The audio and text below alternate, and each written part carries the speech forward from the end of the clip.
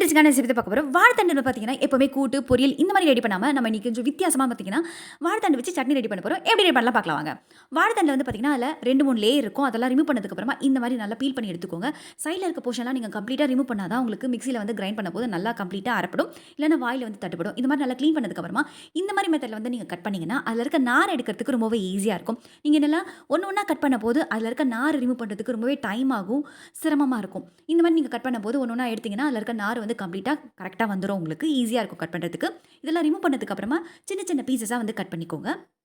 நான் வந்து உடனே ஆட் பண்ண போகிறேன் அப்படிங்கிறதுனால அப்படியே வச்சுருக்கேன். நீங்கள் கொஞ்சம் லேட்டாக வந்து நீங்கள் சட்னி ரெடி பண்ண போகிறீங்க அப்படின்னா நீங்கள் ஒரு பாத்திரத்தில் வந்து தண்ணி விட்டுட்டு 2 டீஸ்பூன் அளவுக்கு தயிர் ஆட் பண்ணிவிட்டு அதுக்கப்புறம் கட் பண்ண அந்த வாழைத்தண்டையும் ஆட் பண்ணிங்கன்னா உங்களுக்கு கருக்காமல் இருக்கும். ஒரு பேனில் வந்து பார்த்திங்கன்னா 1 டீஸ்பூன் அளவுக்கு கடலைப்பருப்பு, 1 டீஸ்பூன் அளவுக்கு உளுத்தம்பருப்பு, 1 துண்டு அளவுக்கு இஞ்சி, 4-5 பல்லு பூண்டு, 4-5 சின்ன வெங்காயம், 4-5 வரமிளகாய் ஆட் பண்ணியிருக்கேன். நீங்கள் பெரிய வெங்காயம் கூட ஆட் பண்ணிக்கலாம்.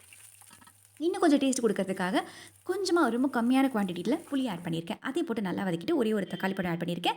இன்னும் கொஞ்சம் ஃப்ளேவர் கொடுக்கறதுக்காக கருவேப்பிலையும் ஆட் பண்ணியிருக்கேன். அதையும் ஆட் பண்ணி நல்லா வதக்கி விட்டுட்டு நம்ம கட் பண்ணி வச்சிருக்க வாழைத்தண்டையும் ஆட் பண்ணி ஒரு 5 மினிட்ஸ் நல்லா வதக்குனீங்கன்னா அது ரொம்பவே நல்லா கம்ப்ளீட்டாக குக் ஆகிடும். இது தேவையான அளவுக்கு சால்ட்டை ஆட் பண்ணிக்கோங்க. கேஸை வந்து ஆஃப் பண்ணதுக்கப்புறமா 2 டீஸ்பூன் அளவுக்கு துருவன தேங்காய் அதையும் ஆட் பண்ணிங்கன்னா அந்த ஹீட்லேயே வந்து பார்த்திங்கன்னா நல்லாவே குக் ஆகிடும்.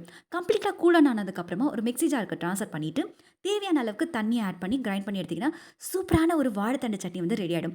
இது வந்து பார்த்திங்கன்னா இதுக்கு நம்ம நார்மலாக எப்பவும் போல் கடுகு கருவேப்பிலை கொட்டி தாளிச்சிட்டு இது சாலிடாக தான் இருக்கணும், லிக்விடாக இருக்கக்கூடாது. அப்போ தான் நல்லாயிருக்கும் உங்களுக்கு தொட்டு சாப்பிட்றதுக்கு. இட்லி தோசை எது வேணாலும் வச்சு சாப்பிட்றதுக்கு ரொம்பவே டேஸ்டியாக இருக்கும். ட்ரை பண்ணி பாருங்கள். சுவைக்கான தேடல் தொடரட்டும்.